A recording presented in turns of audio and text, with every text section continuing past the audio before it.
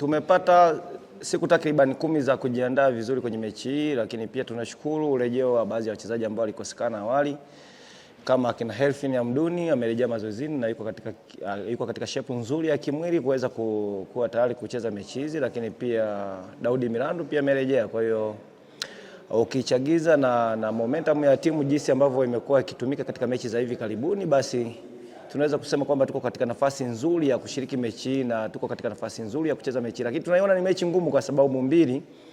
Sababu ya kwanza ni mechi ambayo tulicheza Dodoma. Mechi ambayo tulicheza Dodoma ya awali, japo tulishinda mechi moja bila, lakini Tanzania Prison ilikuwa katika performance nzuri. Maybe labda kwenye mechi hiyo tulihitaji bahati kushinda mechi hiyo, lakini kiwango kizuri kilichoonyeshwa na Tanzania Prison ndicho kinachotufikirisha kuona namna ambavyo tunaweza tukaikabili mechi hii. Sababu ya pili ni position ambayo wako nayo. Nao ligi imefika mahali ambapo ni pagumu sana kwa hizi timu ambazo zinapambana kutokushuka kubaki kwenye ligi, lakini pia timu ambazo zinatafuta top 4 na timu ambazo zinatafuta ubingwa.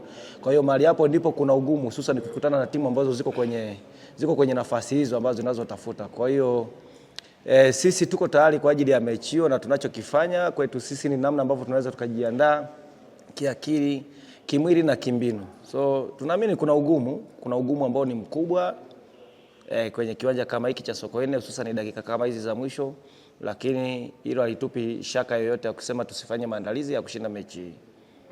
Naamini kwamba mechi haitakuwa rahisi, itakuwa mechi ngumu tukilinganisha na hao wanapambana kuhakikisha wanasalia kwenye ligi kuu, na sisi wenyewe kama ilivyo tunahitaji kuendeleza kampeni yetu ya ushindi kuelekea hiyo mechi 5 za mwisho. Kwa mchezo wa kesho ni muendelezo wa kampeni ya ushindi wa karibia katika viwanja.